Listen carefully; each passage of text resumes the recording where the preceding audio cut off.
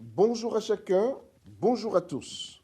La participation saluée de tous du président Patrice Talon à la conférence sur le développement durable et la dette soutenable à Dakar, une participation qui a déchaîné des passions chez les journaux béninois, l'optimisme du ministre Aurélien Agbenossi quant à l'ouverture très prochaine des frontières bénino-nigérianes, l'augmentation des prix de l'électricité au Bénin et certaines questions politiques nationales ont constitué le gros des sujets traités par les journaux parus cette semaine. Ainsi, pour la presse du jour, le président Patrice Talon indique la bonne voie à suivre par les pays de la zone franc CFA. Ceci à travers une analyse bien fournie et des indicateurs pertinents selon le journal, qui rapporte un extrait des propos de Patrice Talon à l'occasion. Je veux, à titre de contribution, enfoncer deux clous que le président Macky Sall a plantés tout à l'heure à propos de la mauvaise perception du risque dans la région africaine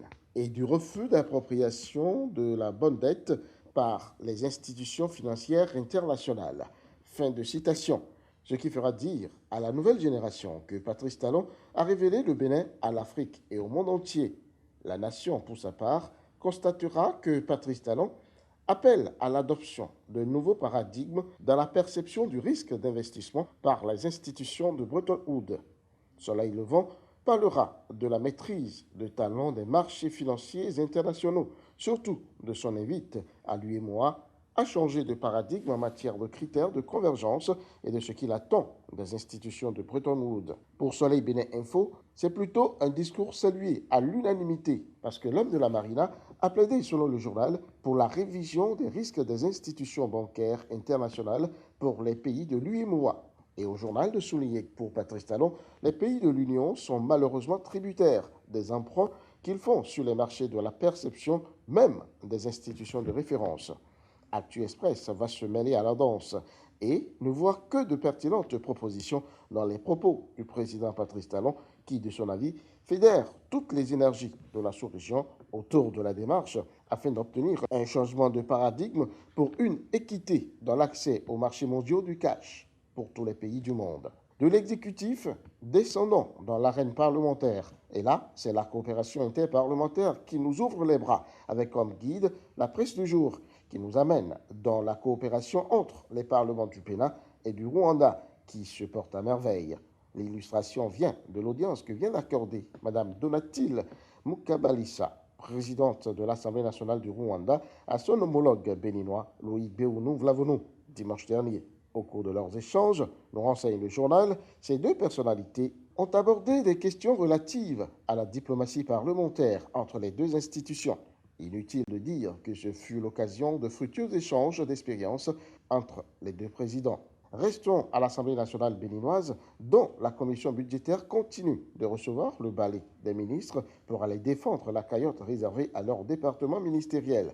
Et ceci dans le cadre de l'élaboration du budget général de l'État, gestion 2020.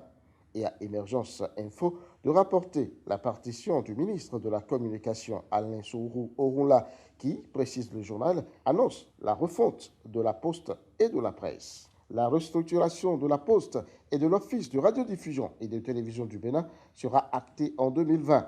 Des projets phares pour le ministre. Dans ce chapitre, Soleil Bénin Info choisit plutôt de nous révéler les appréciations des députés sur la manière dont Alain Orunla promet la rupture. Citation, vous défendez avec courage le gouvernement. Un budget de 14 milliards tout de même voté pour son ministère. Restons à l'Assemblée nationale où le ministre Aurélien Agbenossi croit fermement que les frontières béninoises avec le Nigeria vont s'ouvrir bientôt. Il a donné libre cours à son optimisme béat devant la commission budgétaire, rapporte Soleil Levant, alors qu'il y était pour défendre le budget alloué à son département ministériel. Pour lui, le comité tripartite, poursuit le journal, travaille dans ce sens. Et ces réunions des 14 et 26 novembre dernier devraient permettre des avancées à ce sujet.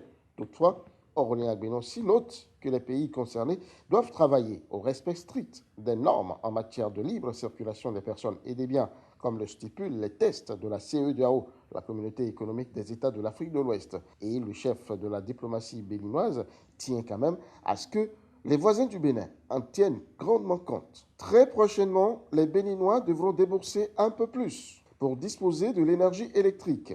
Ceci dans le cadre de l'adoption d'un nouveau plan tarifaire de l'électricité, nous apprend Notre Époque, qui signale d'ailleurs que le prix des prestations est désormais réduit de 30 à 20% par la SBEE.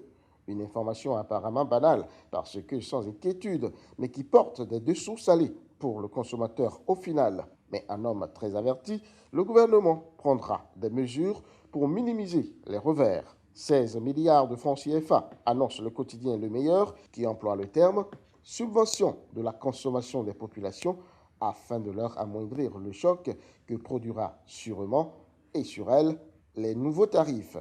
Des subventions pour soulager les populations, surtout pour aider les plus démunis à accéder à l'électricité, renchérit l'opinion aujourd'hui. Pour ce journal, qui veut justifier la réforme de la grille tarifaire, de nombreuses études menées dans le cadre de l'amélioration de la gouvernance du sous-secteur de l'électricité, de ses performances pour la mise en place des politiques, ainsi que des outils et méthodes appropriés depuis plusieurs mois déjà, ont conclu à la nécessité d'une réforme tarifaire pour garantir l'équilibre financier de la SBEE et lui permettre de fournir à ses clients de l'énergie de qualité et en continu. Ainsi, poursuit le journal, une augmentation de 5% va s'opérer entre 2019 et 2020 et une autre de 10% entre 2020 et 2021. Et c'est là qu'intervient le gouvernement, en bon papa Noël, pour la mise en place d'une subvention afin de payer la différence de prix née de ce nouveau plan tarifaire, annonce fièrement l'opinion aujourd'hui. Aussi, la société doit-elle s'engager à réduire ses pertes techniques et commerciales en rendant l'énergie disponible et de qualité sans discontinuer. Elle devra procéder aussi, annonce le journal, à la diminution des coûts de branchement. Tout ceci est vraiment beau, mais une question subsiste tout de même. Toutes ces mesures et surtout la subvention dureront jusqu'à quand? Et quand elles prendront fin, à quelle sauce seront mangés les consommateurs? Des questions qui ôtent tout appétit. Mettons à présent le cap sur le terrain politique, avec le Matin qui constate un silence inquiétant des partis politiques juste au lendemain du vote des lois électorales. Un silence pesant, mais qui contraste, estime le journal, avec leur rôle premier, qui est non seulement d'aider à vulgariser ces textes qui viennent d'être votés auprès de leurs militants, mais aussi et surtout attirer l'attention des populations sur les dérives éventuelles et les dangers probables que l'application de ces lois pourrait engendrer. Les FGBE, le DUD, récemment reconnu par l'État béninois, le PRD et autres moyens du Bénin, FCDB et j'en passe, ont fait les frais du haro du journal qui dit ne rien attendre des frères siamois, Union progressiste et Bloc républicain dans ce sens. Dynamisme Info, pour sa part, se livre déjà à l'exercice des bilans et au chapitre politique pour d'heureuses perspectives en 2020, entrevoit encore 3 semaines aux monstres à 3 têtes, Talon, Yahi et Adjavon, pour passer l'éponge sur les rivalités en leur sein. Ces figures de proue de la politique béninoise doivent se donner la main, espère le journal, pour le mieux-être du peuple béninois. L'exercice paraît difficile, mais pas impossible, supplie Dynamisme Info. Finissons cette revue par une information publiée par Actu Express dans sa parution du mercredi. Maintien en exil de 2 anciens archevêques béninois, plaidoyer pour le retour au bercail de Monseigneur Marcel Agboton. De sérieuses inquiétudes sur l'état de santé de l'octogénaire et les espoirs suscités par le récent séjour au Bénin de Monseigneur Fernando Filoni. Suivons à présent l'info décalée. Fin de cette revue. Peggy Ludovic Dagba. Rendez-vous dimanche prochain.